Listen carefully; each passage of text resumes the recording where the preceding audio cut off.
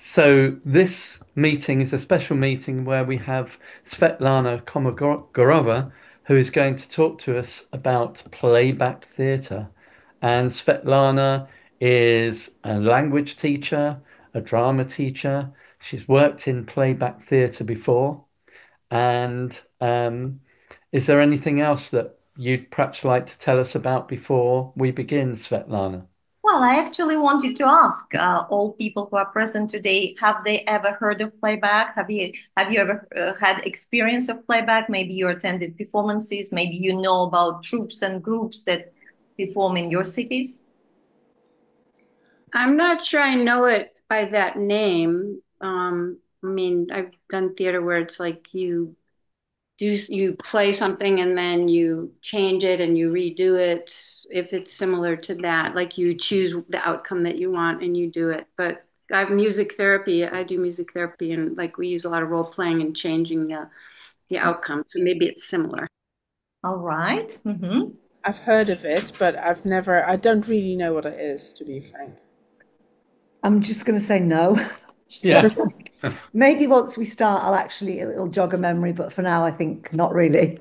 Yeah. Okay. Okay, it's actually amazing because it's been 50 years already since Mm. it started, right? And I just discovered I thought that it's 2025 actually, and the date when it started from was 1975. So it's been 50 Wow. years since playback been Mm. around the world. So it playback idea was started, and so the idea came to Jonathan Fox actually. And Jonathan Fox is an American volunteer. At that time, I think he was working as a volunteer in some developing countries, and he was also a student, drama student. And his partner, Jo Salas, she was a trained musician and an activist, a human rights activist. Mhm. And how it all started was probably a coincidence or just an interesting fact that when they were going from Connecticut, when they were returning from Connecticut to their home, they stayed at their friend's home and their children went upstairs to play. And then Jonathan just wanted to see what the kids were doing. Hmm. And then when he returned, he said that, actually, they were doing something interesting. Yeah, they were reenacting their own experiences. They were telling stories, and then they were watching other kids performing their stories. And this is Mm. how the idea originated, where it originated from. And then Joe Salas, she thought, there is something in it. Yes. And then sometime later, they found people who were also interested in doing this kind of thing, where actors would be as honored in the theater as the audience is. Because actually it's all about our life experience. So in playback, what is the most important thing? That we can watch on stage our own stories, our Right. ordinary people's stories to be played back, to be reenacted by people who are not professional actors, who are just us, one of us. Uh, of course, it started to spread all around the world, more or less.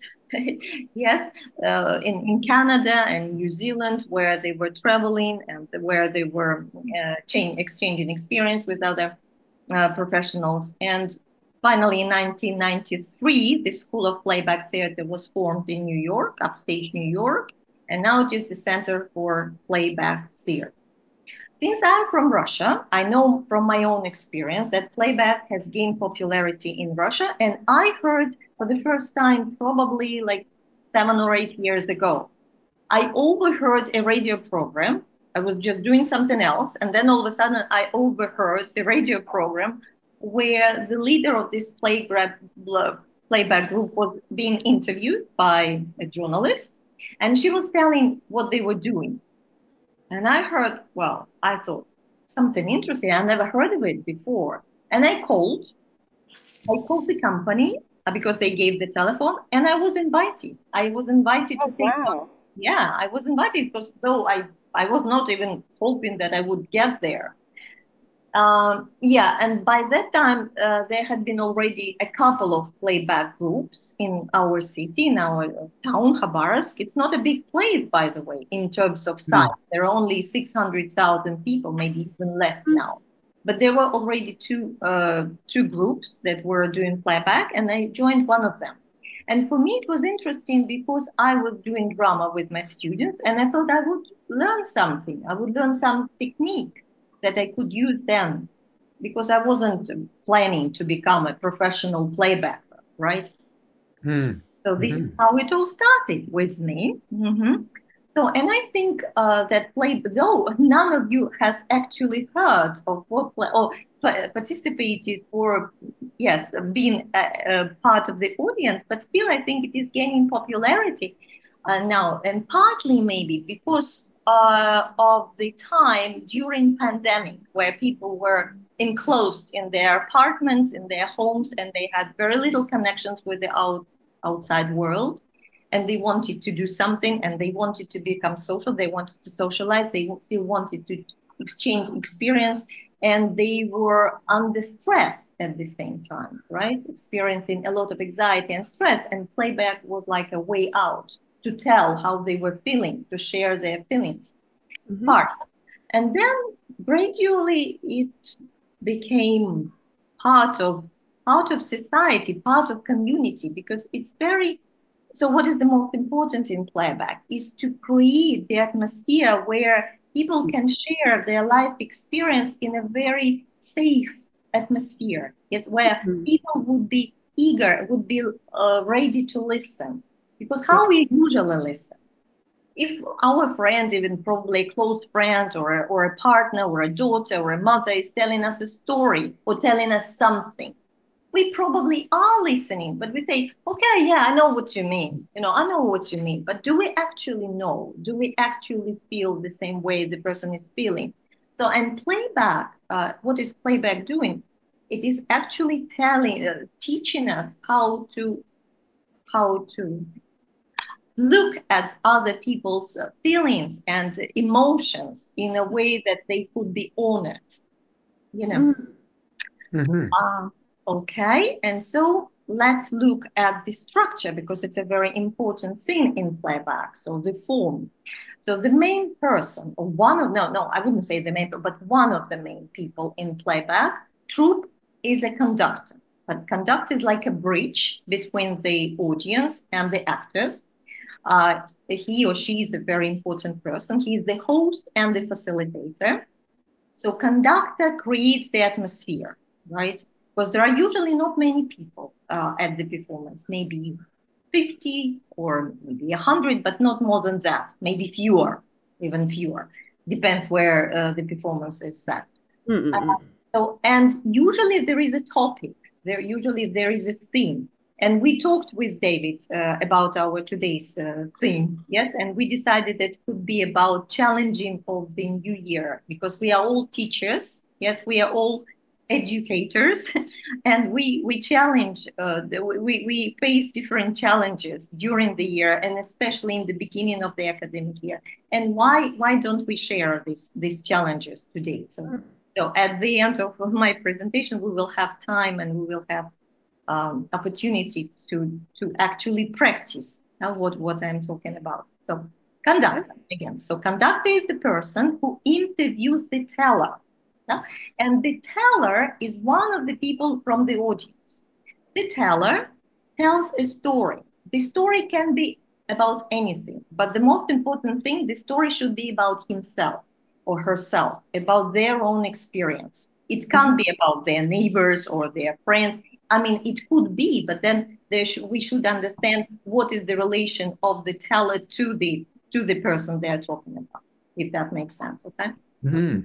Then there are also actors traditionally, and according to what I read and saw myself, there are 4 actors on stage. Usually there are 4 actors on stage, though there are also different situation where they can be even one solo artist, solo playbacker. But that's very challenging, of course, for one person to perform like an orchestra. For actors, they usually wear black. So if you look at this picture, one of them is wearing something gray, but traditionally it is black. Okay, something black, no matter what. There is a musician. It doesn't have to be a professional musician, but preferably it should be because you have to improvise. And if you don't know how to, if you don't know how to play the basic tunes, how can you improvise? You know. So audience, I've already said about the audience. So it's usually not very many people because otherwise you won't be able to create this intimate atmosphere which is required for this kind of performance. So there is a teller. So sometimes people come just to watch, you know, because they are afraid, they feel a little bit insecure. If it is their first experience, they well may feel insecure, right?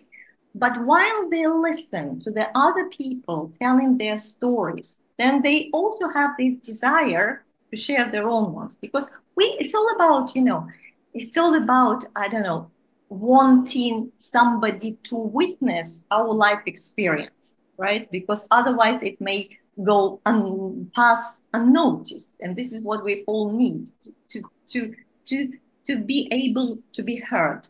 Yes. And so the story, again, could be about anything, but usually it is connected, somehow connected to the topic.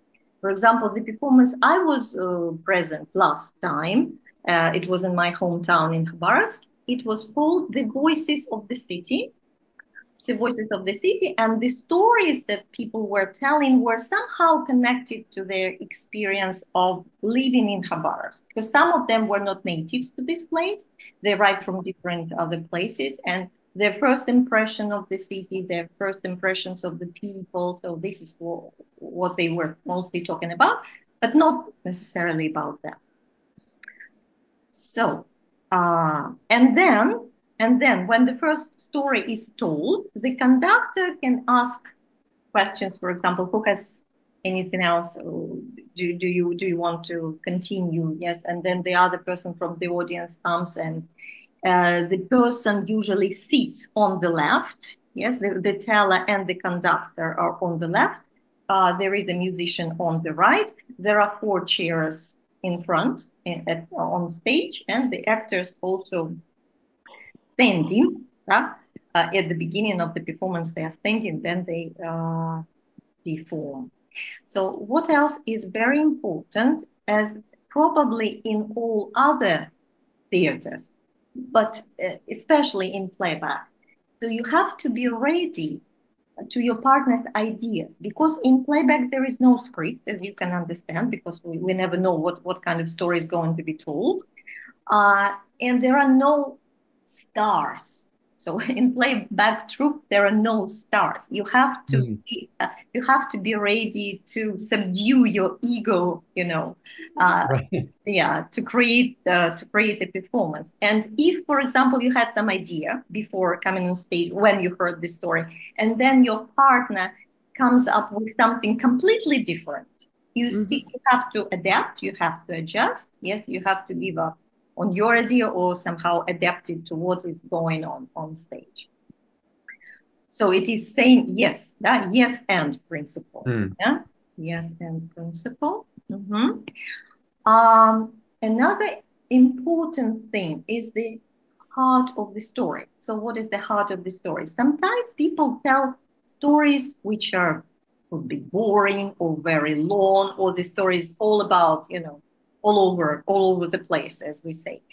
And we should understand what actually the person is talking about. Maybe all these details are not so important, but he's talking about feeling lonely or feeling happy or looking for love or looking for happiness. Yes, so that would be the heart of the story.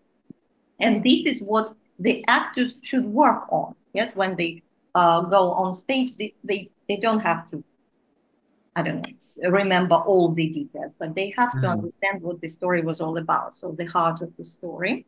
And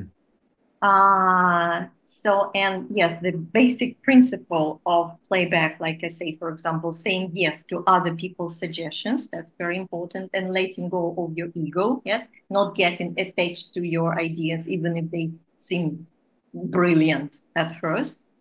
compassionate listening. Yes, this is the main thing, compassionate listening and curiosity to hear people's stories. Without that, no playback is possible. And also staying present in the moment, because this is happening right now, and it will never be repeated. It will never be, played again. So it's very important to stay in the moment. And physical. So physical, like dance, metaphoric. So because we usually forget about our body. Yes, we feel disconnected in our age of digitalization on all these kinds of things, when we spend most of our day looking at our gadgets. Yes, we forget how we feel. Yes, we lose connection with our body. And at playback, actors start actually performing when they feel something in their body. Yes, not so much in their mind, but in their body. And I think David also in most of our sessions, so you talked about that as well, right? When we do something, we have to listen to our body. So where do we feel anger? In what part of our body we feel anger? Where we feel happiness? Where we feel loneliness? And from this feeling, so we can start moving, and we can start talking, and we can start interacting. And you also need to be brave, of course, because otherwise you won't be able to go on stage, because you don't know what's going on. You don't know what your partner is going to say the next moment, and how you're going to interact with your partner. So it needs a lot of bravery. Playback has three aspects: psychotherapeutic, social, and theatrical. We understand theatrical because it's a visual form of art. Definitely it is theatrical. And it's social because it is all about communication, and it's all about serving. Yes, serving public, serving the community. And it could be therapeutic at the same time, because while listening, while watching your story being performed on stage, you feel something, and after you leave the performance, you are not the same person anymore, if you know what I mean, right? So you are a different person already. There is some transformation in you which is happening during the performance and after the performance. So it may have this therapeutic effect. There are lots of forms. And some groups create their own. If they're very creative, they can create just a huge number of forms, but it's not about the number, it's about the idea. So there are short and long forms, definitely, narrative and non-narrative. And when I was taking part in one of the workshops, I think it was done by Anastasia Vorobyova. She's quite a well-known playbacker. Practitioner? Yes, practitioner.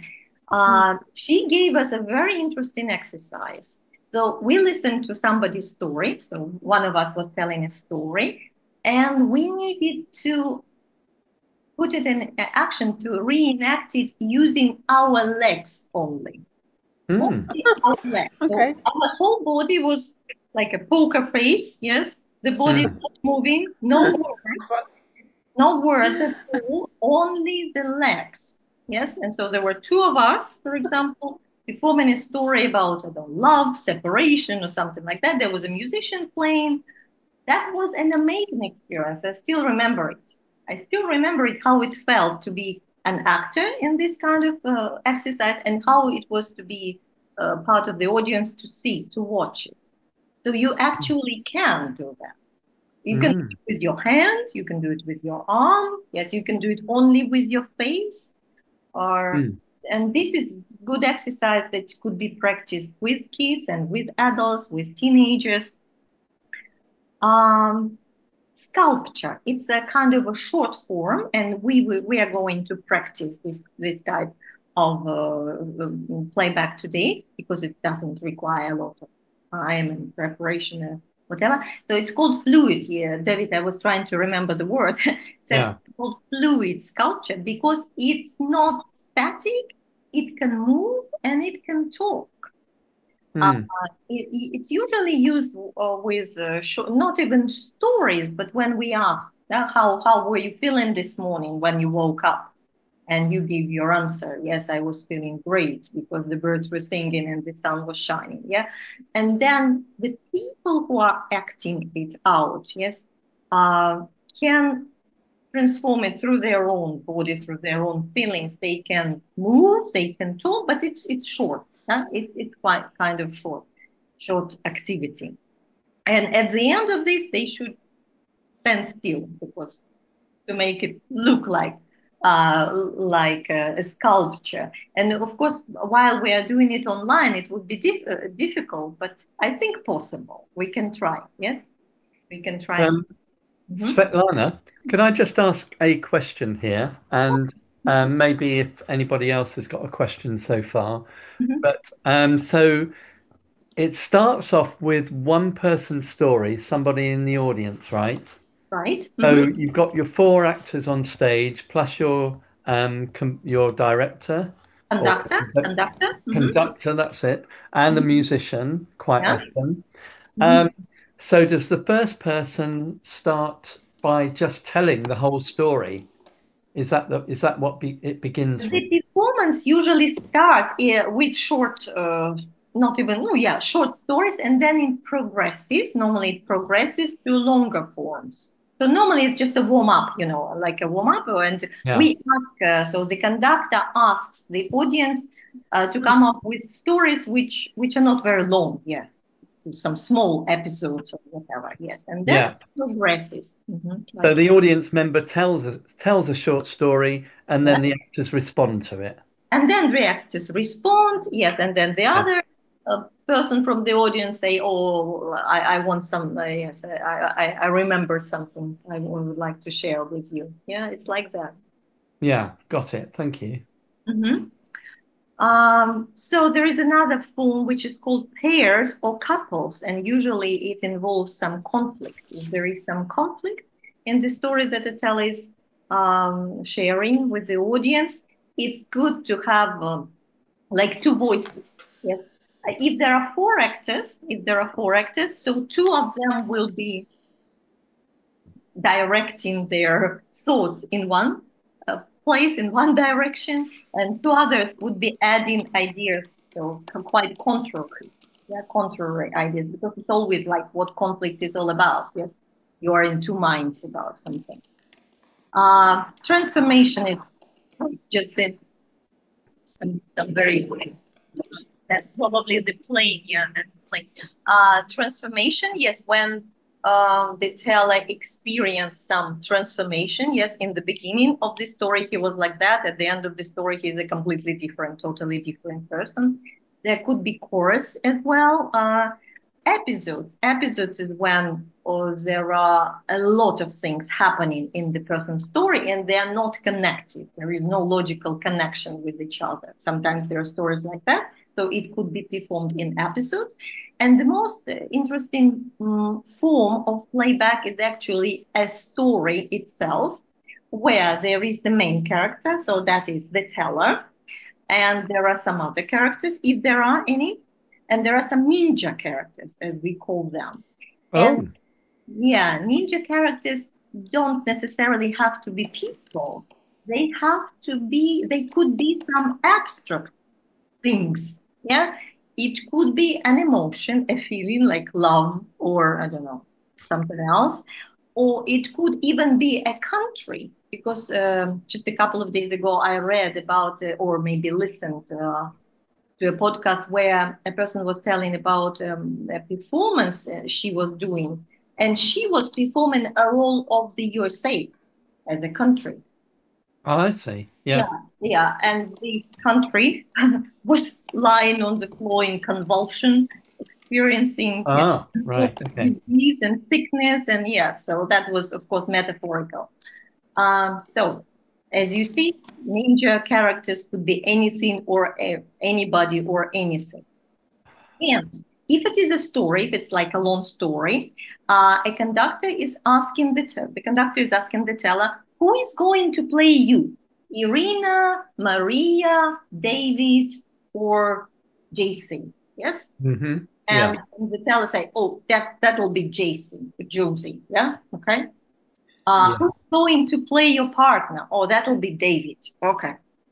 And it's possible that there are only two main characters, yes, and the other two actors, they just think, okay, who might go, who could I be in this story? Yes, they decide, they can decide for themselves. Okay, does it make sense? Yeah. Yeah. Uh-huh. Okay. So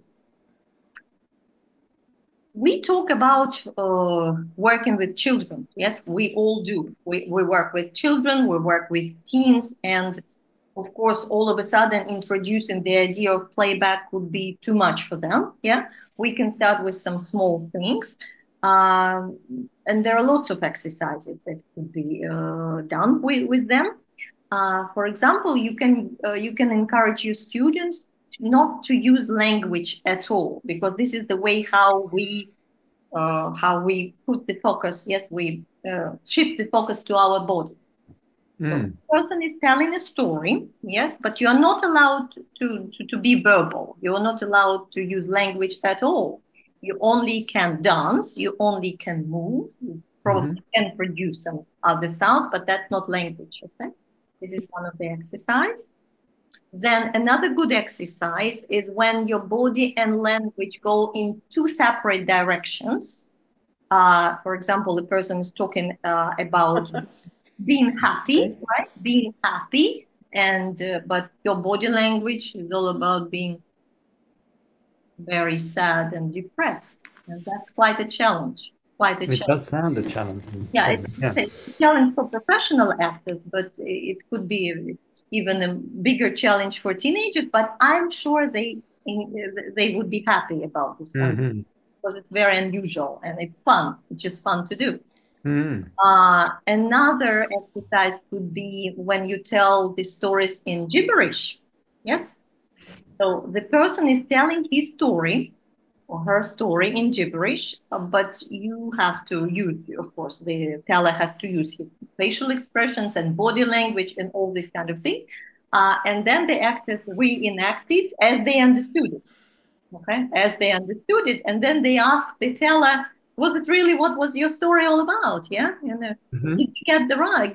Did we get it right? Did we get the Yeah. heart of the story? Was it about you being happy and making friends, or was it about you being just devastated? Yeah.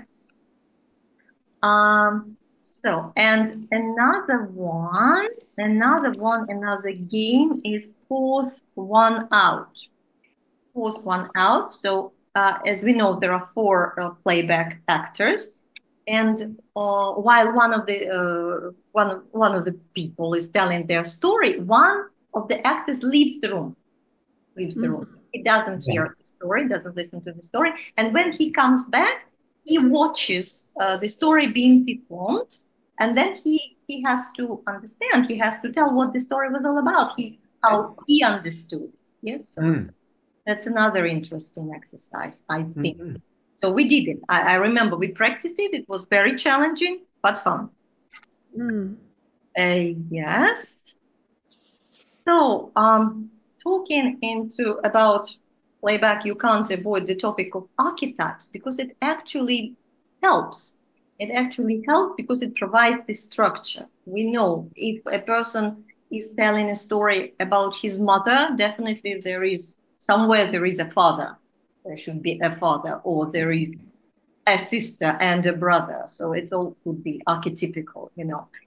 If there is I don't know, if we talk about someone's death, the opposite would be life, and all this kind of thing.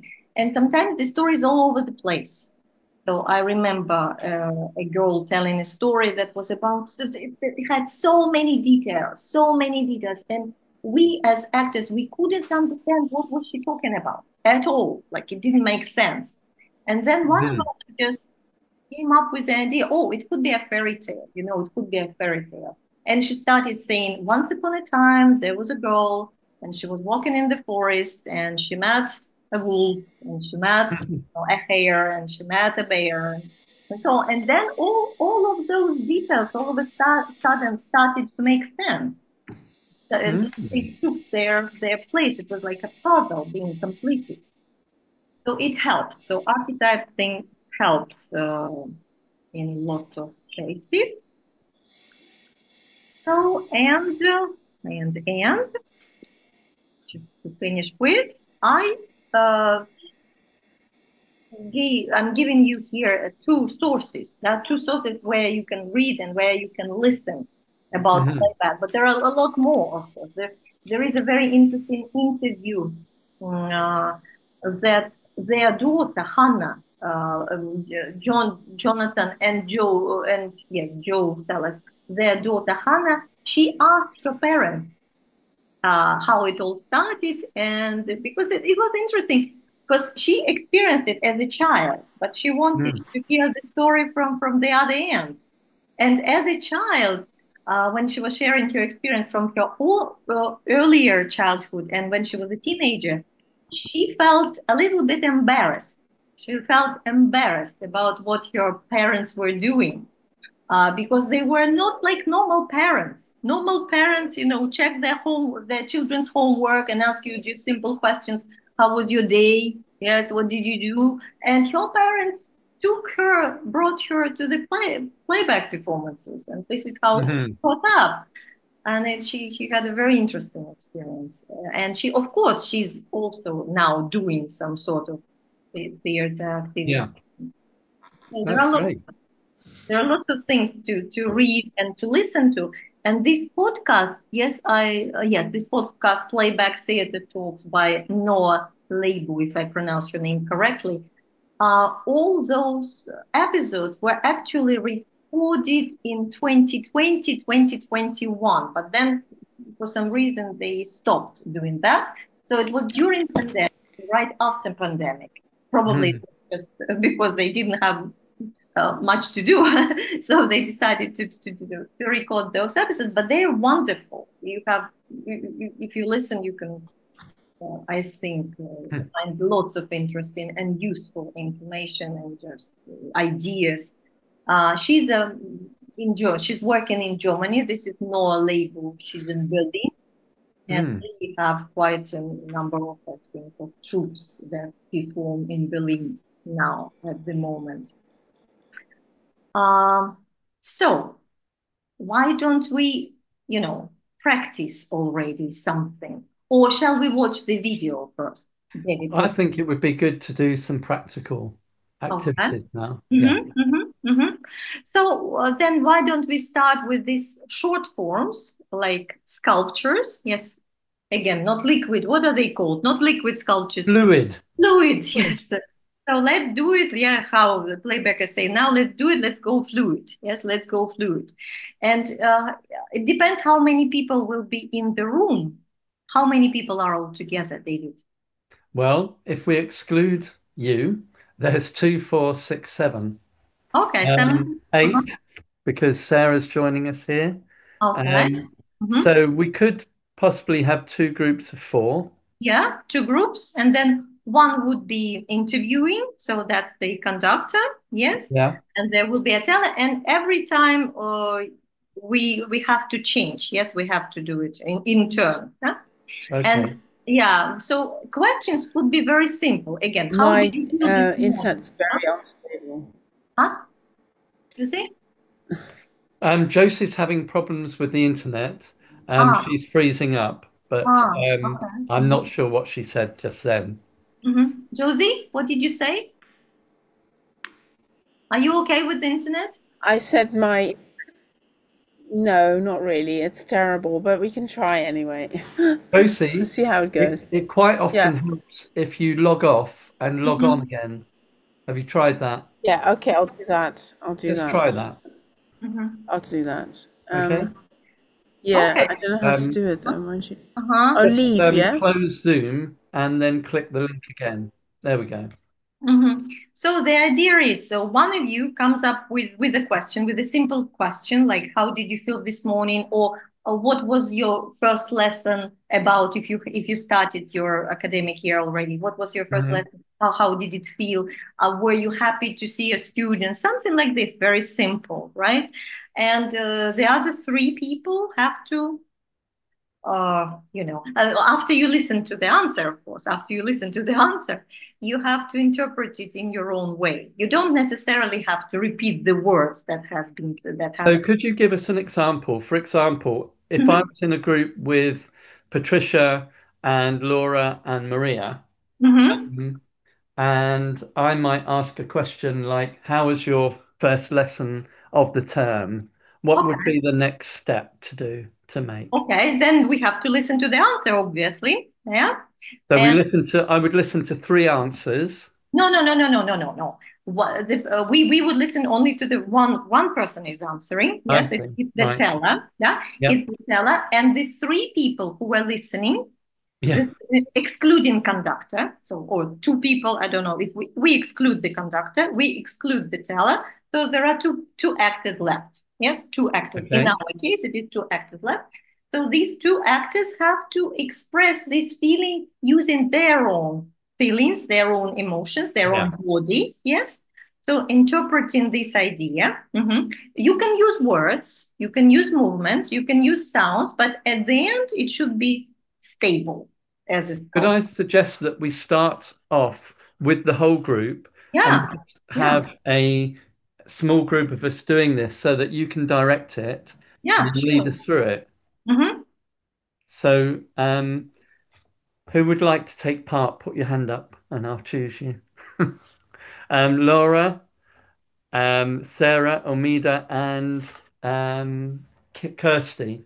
Um, Okay, just because those were the first hands, and the rest of you will have a go in a minute, as we always say.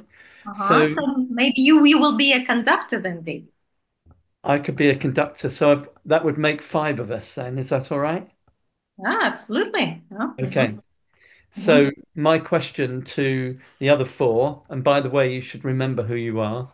Um, so my question is that it's how did you feel about your very first lesson back at school? And I'm asking Kirsty because I think she's back at school. I can see that I am back at school. she's in her props room at I school. am in the preps room. Well, I felt good about my lesson, but I had a weird experience because my very first lesson back in school was in a classroom I'd only ever once been in previously when I'd met a new class for the first time. And it was a drama class, and I told them to put the chairs in the circle. And as I walked into the circle, I got my foot stuck and I went flat on the floor. And not only was I flat on the floor in front of this new class of kids that had never met me, I Oh couldn't dear. get up because my foot was still stuck between two chairs that had kind of legs crossed. So it was like a moment of PTSD walking into that classroom thinking, oh my God, this is my first classroom with my new class. The last time I was here, I was lying flat on the floor. And to get back, I was like literally worming my way back and looking at the children saying, I'm fine. It's okay, everybody. I'm absolutely fine. And I got up and I was trying to be okay, listen, that was probably quite funny. Please feel free to laugh. And they were young. There was the first year of middle school, and they were all kind of a few titters, and they were sort of too embarrassed to do anything. So Yeah, enough for a story.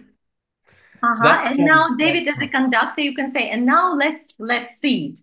Let's see how the first lesson that Oh, okay. So if I did say, let's perhaps if you could be the conductor, Mhm. Svetlana, Mhm. because otherwise I'm just going to say what you suggest, I think.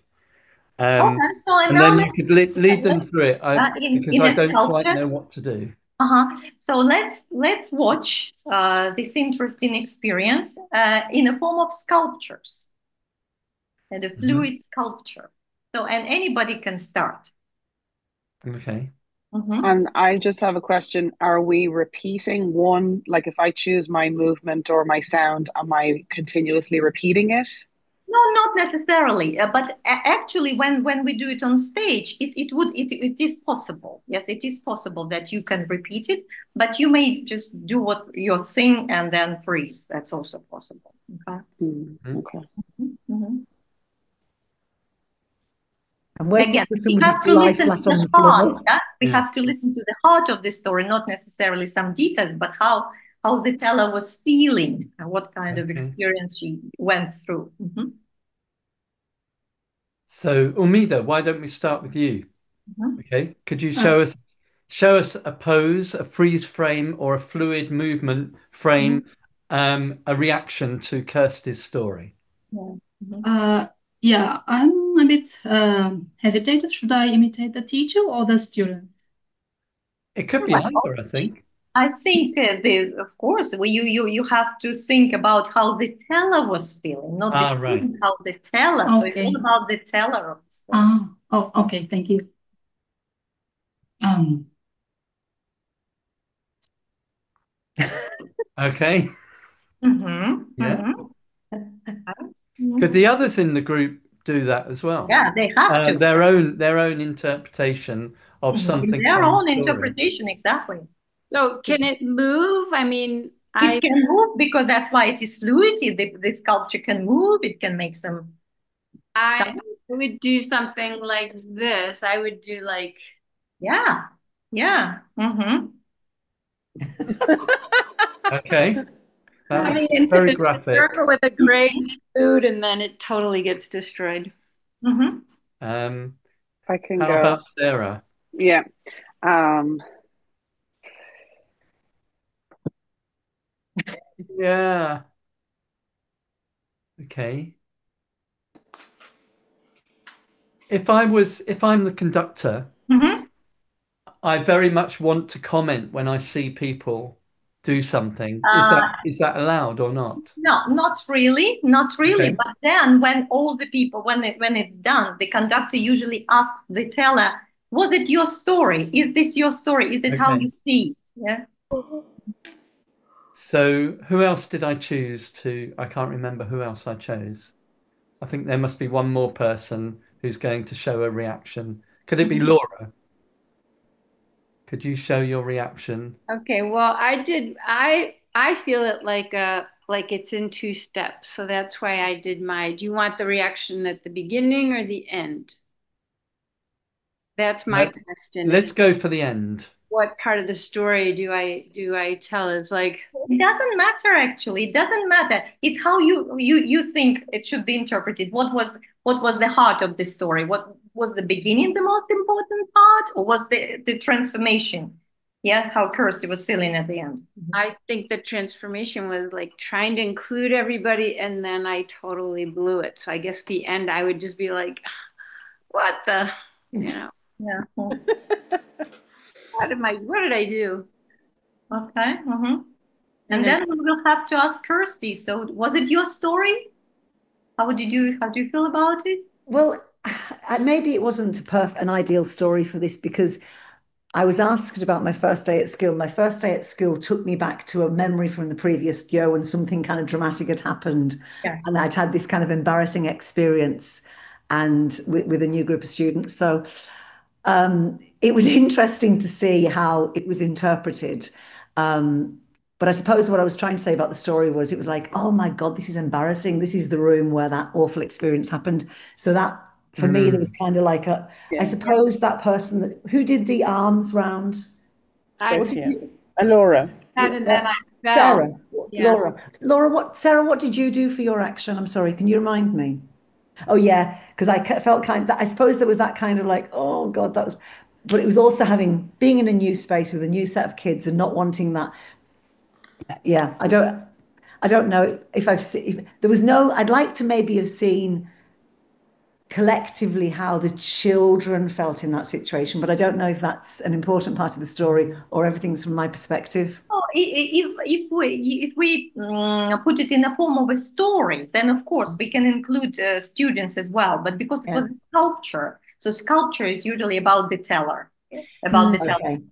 Okay? About- Because your story is a sort of, yeah, it's quite a dramatic experience. It's not a sculpture type of story. It's a story type of story. Yeah, yeah, it Mm. is. And the sculpture, unfortunately, involves you falling over and Yeah, lying on the floor. yeah. I just fell over. So my first experience, I came into the classroom, I fell over. Yeah, that's kind of an embarrassment. Yes, the heart of your story is feeling of embarrassment, right? Mm.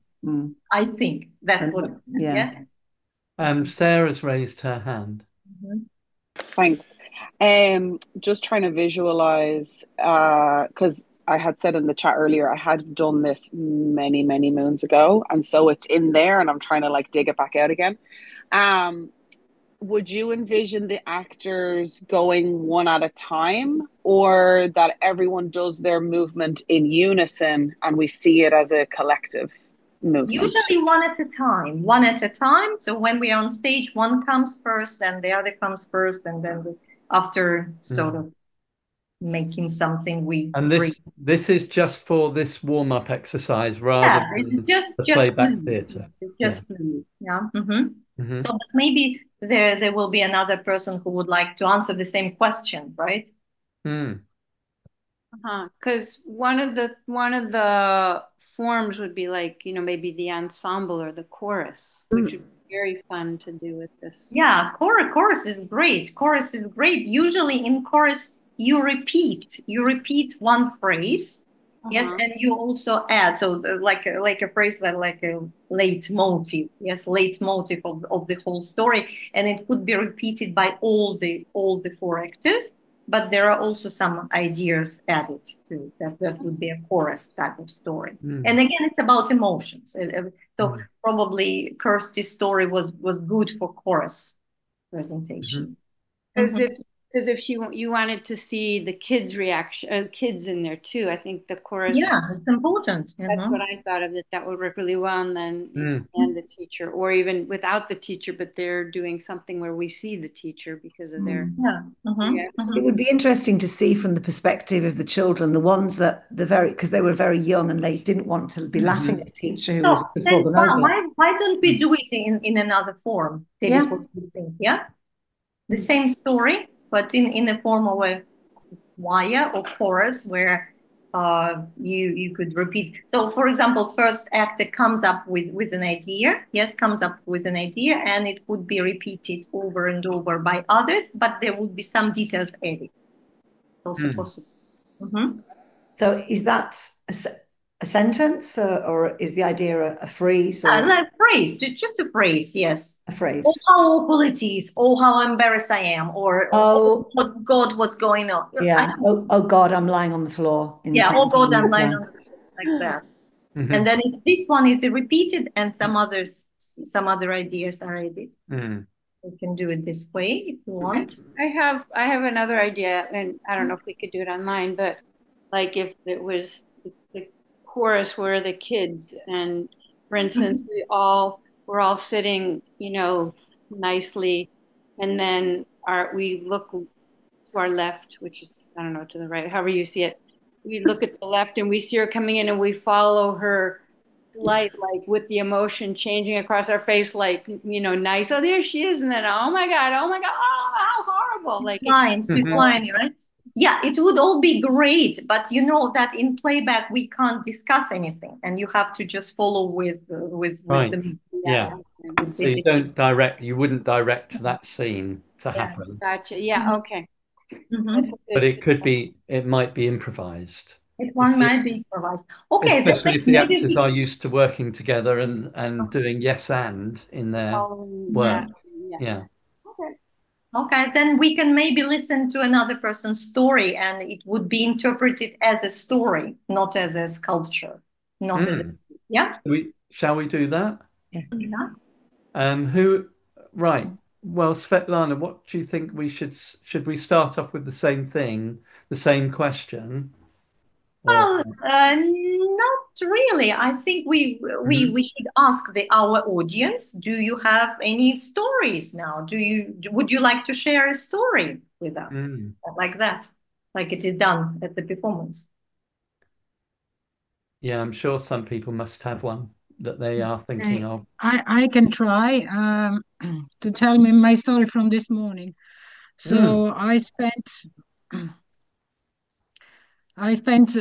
more than 2 hours between two photocopy machines, and I was really frustrated because none of them was working, and I had to prepare my initial tests. So 2 hours, I came to school 2 hours before my lessons actually started, and I just couldn't make them work. And then eventually, my friend gave me her USB, and I went to the nearby shop to photocopy the tests. So, Okay. but you could imagine my frustration. Yeah. Okay. Mhm. One was not working, the time was running out. I didn't have time for my coffee break, and I was looking forward for my coffee break, and that was it in a nutshell. Mm. Right. So then a conductor would probably ask Patricia, and who's going to play you in this story? So we have how many? 4 or 5 actors. Who's going to play you? David could play me, for example. And who is going to play a photocopying machine? Because that's an important character. Josie could play the photocopy machine. Okay, and the others could be ninja characters. Yes, they could be decided. Ninja. That's so Okay, funny. and the ninja characters are those improvised characters that each of the players actually thinks for themselves. Or Yeah, exactly, exactly. Mhm. Okay, now let's see Patricia's story. Okay. Right. Oh. Oh no, the photocopier's frozen again. It's that damn internet connection. Why do we have to have our photocopier doing this? Oh, I need another photocopier. Anybody got another photocopier for me?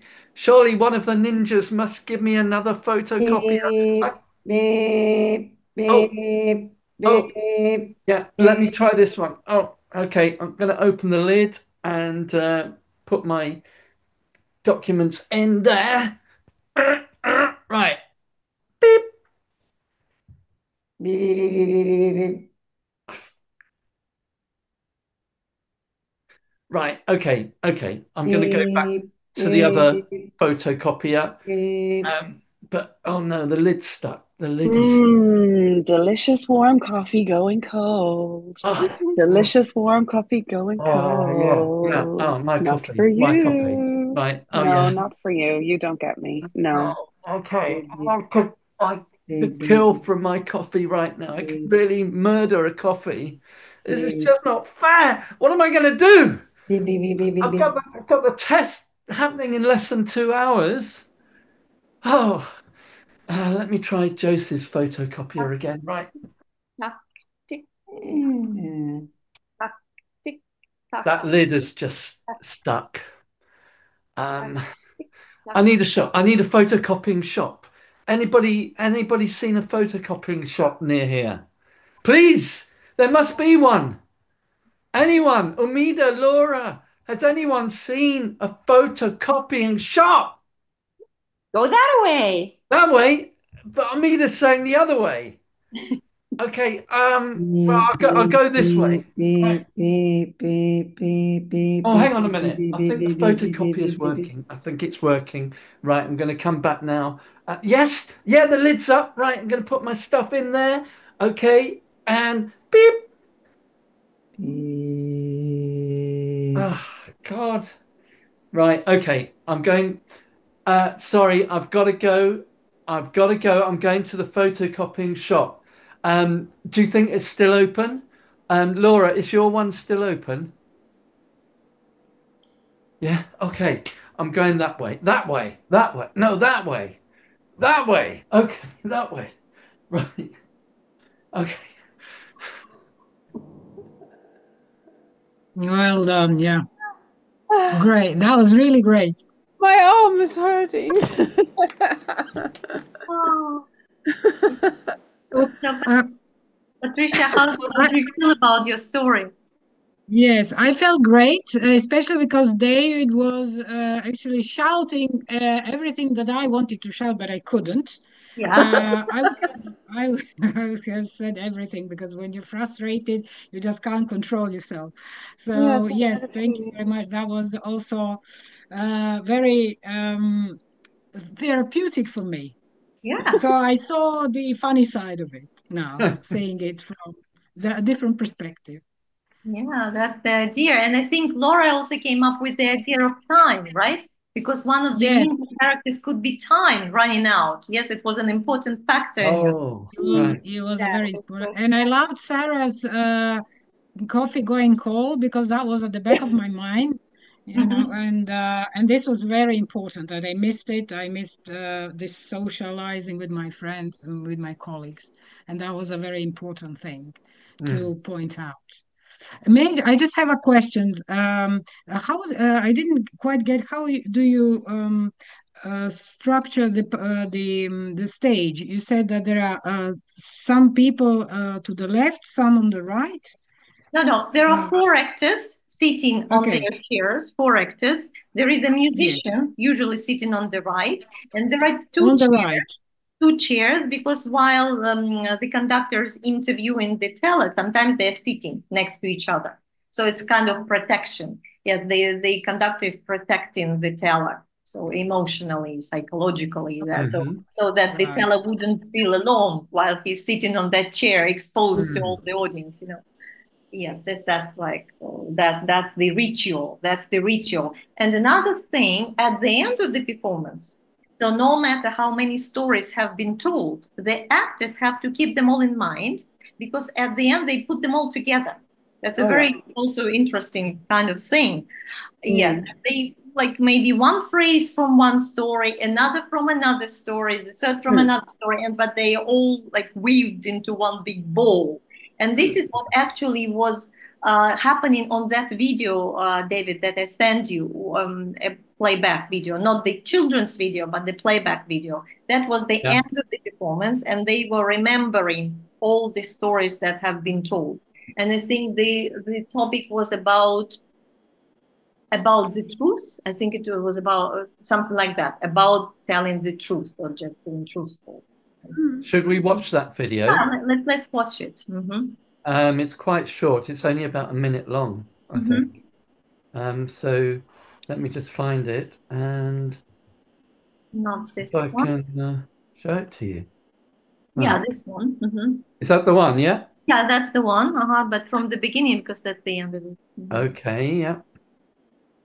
So, is there anything you need to tell us about the language? I mean, what does this title say underneath? Yeah, about the truth. Pro, yeah, is about pravda, truth, about the truth. Of course, we should know Mhm. Pravda by now. Yeah, Pravda, yes. Yeah. Okay. Here we go. Mhm. Он так прельщает. В нем каждый будет готов. Я 4 раза меняла работу. Такое ощущение, что каждый раз там перестают платить. So, Сидеть надо. Самое главное — сидеть. У меня день рождения. Я все еще жду тебя. Но вместе я чувствую уверенность и силу. И это Хабаровск. С парадом прошла. Франциск. Мне показался вот таким. А у меня вот таким. Что у него позитивный взгляд. А свет — не тот свет, который дает тебя. Свет, который внутри меня. Такой может среди вас. Oh, so right. you're actually using the phrases from different stories, each of them. They were not connected, right? They were not connected Yeah. with each other. But then they brought it to sort of a logical conclusion. And the girl that was holding a lamp, she said that it's about the light that is inside all of us. Yes, Oh, okay. about the truth and about the light. So, you and I, Svetlana, had a conversation about this, and you you showed me a video where you interviewed a playback Yes, practitioner, yeah. and it transpires that playback is seen, certainly in Russia at least, as a very serious kind of pursuit, in that the actors who play it are actually trained in doing it, and Yeah, so they they're do it quite not rehearsals. They do rehearsals regularly, like at least, I think twice, or when I was taking part in it, it was twice a week. And we did, I think, 2 hour session, twice a week, 2 hour sessions, quite Yeah. intensive. Yes, quite intensive. So we were practicing. And while you do rehearsals, of course, what you do, you play the role of a conductor, you play the role of the audience and the actors. Every time you change. And yes, you're trained to feel each other like a team. Yeah. Like that's the most important thing. Yeah, I could see that even from that short excerpt that the actors were very used to working with each other. When one had a mask, the other put a mask on, Yeah, and that's they were right. used to wearing masks and knew how to move with them. And at the same time, if somebody brought on a light bulb as a prop, the others would easily respond to that, you know. Yeah, but usually Um, there aren't many props. There could be pillows. There could be strips of how to say strips of fabric, different colors. Yes, white, blue, red, something. yeah. There could be frames. You saw the frame there. Something basic, maybe gloves, maybe masks. So again, it depends on the troupe what they decide to use as preps Yeah. and what they train to use as preps. Well, maybe we should pause there because it's an hour since we started, and we've had a really useful presentation about playback theatre. I think we know that it's going to take a lot longer than that to actually be able to do it, but I think I understand it a lot more. And I also wanted to mention that quite a few people in the chat were reminded of Augusto Boal and his techniques, particularly forum theatre, which is where a story is played out by what he calls spectators. And these are spectators who are actors, so they are not necessarily practiced people or professional actors. And for an example of that, there is a group based in London called the Cardboard Citizens, who are all homeless people, and they put on plays about their own homeless struggles, which they then perform to other groups of homeless people. And the main difference, I think, between forum and playback, as far as I can see, is that with forum, you can stop the action. The audience can stop the action at any point. And then they are asked what they think should happen instead. And instead of just saying it, they are invited to come on stage and take the place of one of the actors. Yes. And then try and change the outcome of the scene. And this has been incredibly powerful and effective. Augusto Boal passed away, but his techniques are still used, and they're used very much in secondary schools in the UK that I know of, and I think very much in America as well. And I don't know which other countries use forum theatre. And one more technique that I was reminded of is something called helicopter theatre, which is used with preschool children, where they tell a story to a teacher and then they get to act it out immediately. And this is actually very similar to playback theatre. This is helicopter theatre, and this is the woman who runs a theatre company in London, Patricia. And she is a proponent of this approach. So she's explaining to the children what she wants them to do. Okay. All right. So do you want to tell me your story?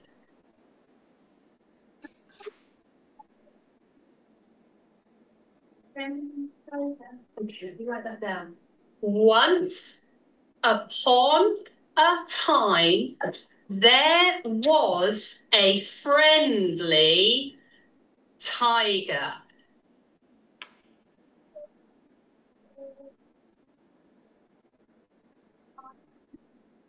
And then there was a friendly lion. Tell your story. Do you want to be the friendly tiger or the friendly lion?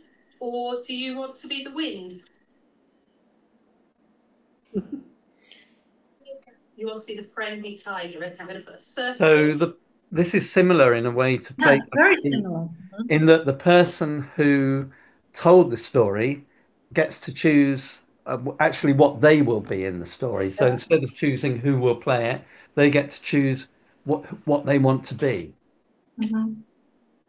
So 2 lions. Is there 1 tiger but 2 lions? Yeah. No, 2 tigers and 2 lions. Oh, you want 2 tigers and 2 lions? There was 2 friendly tigers. Do you want to come Make up it now? up. Show me how your tiger moves. And Evie, can you come and show me how your tiger moves? There was 2 friendly lions. 1, 2. Can you come be the friendly lions? And they were playing together. Can I see them playing together? And then began yesterday. They were not friends together. Can I see you not being friends together? Oh, look at this. They're really not friends. Fantastic. Then the wind blew them off. 1, 2, 3. Can you come and be the wind, Thomas? Can you come and be the wind? Yes, can you take them now? And can you show me how the wind blows? Can I see them blowing? Let's see them being blown around. Let's see them being blown. Fantastic. And then they come friends again. Can I see you becoming friends again? Okay, so you get the idea. And this is used, well, this company uses it quite a lot. It was originated in the States, and there's a whole book written about helicopter stories. There's a few now. Um, to summarize, what happens is the child tells a story, the teacher writes it down, and it has to be no longer than 1 page, all right? And the teacher doesn't do any editing. So if the child doesn't express themselves in perfect grammar, the teacher still writes down exactly what they say. And another rule is that the teacher never demonstrates how to do something. So, if somebody's a tiger, they don't say, "Okay, can you be the tiger?" The children have to find their own way of doing it. So it's led by them. Um, but it's very effective, and the kids, I've seen it happen in a school, and the kids really love telling the stories, knowing that later on they will be able to act them out with their friends. Okay, then, so I'm going to formally end the session there. There you go, it's ended. But if anybody wants to chat about anything else for 5 minutes, I'm not switching off yet.